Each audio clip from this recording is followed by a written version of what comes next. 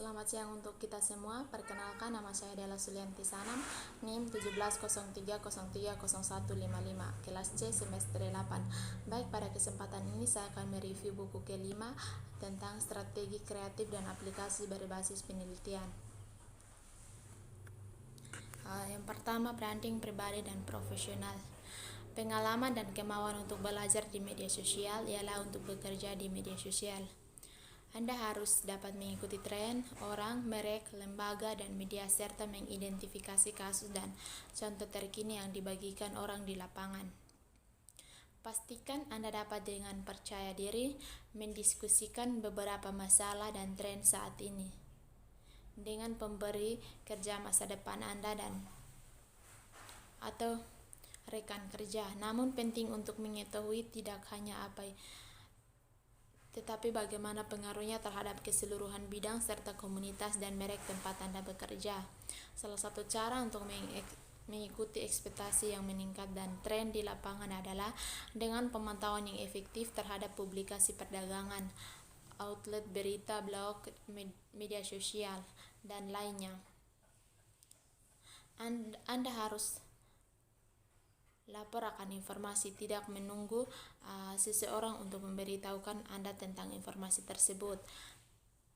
Pengambilan sebuah inisiatif dan mencari informasi ini akan membantu Anda dalam lebih banyak cara daripada yang Anda bayangkan. Pembelanjaan di setidaknya 15 menit per hari untuk membaca, mengonsumsi konten, atau bahkan mendengarkan podcast tentang subjek tertentu mengubah Anda menjadi siswa industri. Belajar tidak hanya dibutuhkan tetapi diharapkan untuk sosial yang kuat profesional media. Namun salah satu hal yang perlu diperhatikan adalah bahwa tidak ada satu orang pun yang ahli dalam satu platform sosial media karena terus berubah. Jadi tentukan apa yang Anda dapat bawa ke meja sebagai generalis atau siap mencakup tinjauan luas. Branding pribadi. Memiliki kehadiran online yang kuat, yang konsisten dan jujur daripada diri sendiri sangat penting untuk dilamar saat berada di media sosial. Pastikan untuk melengkapi profil untuk setiap akun yang Anda dukung dan menggunakan. Berpartisipasi dalam sesi obrolan yang relevan di industri Anda.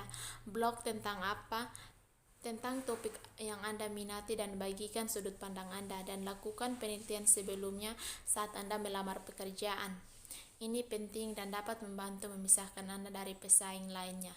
Siapa profesional utama dalam posisi itu yang Anda cari? Bagaimana mereka menampilkan diri mereka secara online, dan bagaimana Anda bisa terlibat dengan mereka dalam percakapan tanpa bertemu dengan mereka terlebih dahulu. Berikan upaya ekstra untuk Anda aplikasi. Meskipun sebagian besar perusahaan mendiskusikan apa yang mereka harapkan dari Anda sebelum melamar suatu posisi, tidak ada yang salah tercantum tentang memberikan upaya ekstra untuk membuat kesan. Satu hal yang dapat Anda lakukan adalah meneliti klien apa mereka telah bekerja untuk, proyek apa yang mereka kerjakan saat ini, dan bidang apa yang mereka fokuskan sepanjang dengan aplikasi Anda. Anda dapat memberikan contoh karya yang telah Anda buat sebagai tanggapan atas apa yang Anda miliki. Menemukan majikan mungkin perlu mengatasi. Misalnya, jika Anda melamar pekerjaan manajer komunitas di TK Strauss House, Anda mungkin ingin mengusulkan strategi kepedulian sosial yang menguraikan bagaimana Anda menanggapi tren merek yang mencoba memasukkan kepribadian mereka dalam pembaruan media sosial di situs-situs seperti Twitter, dan kemudian mengusulkan strategi yang seimbang antara manfaat dan tantangan.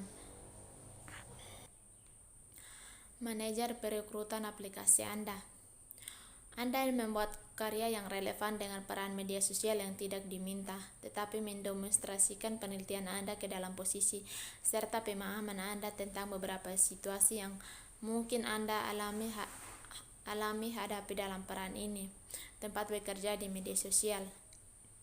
Di media sosial tidak ada posisi yang ditunjuk, peran merek atau industri yang sama secara universal. Setiap perusahaan yang punya judul, ekspektasi, dan tugasnya sendiri yang berbeda yang diberikan kepada individu yang ditunjuk dan yang bertanggung jawab atas media sosial.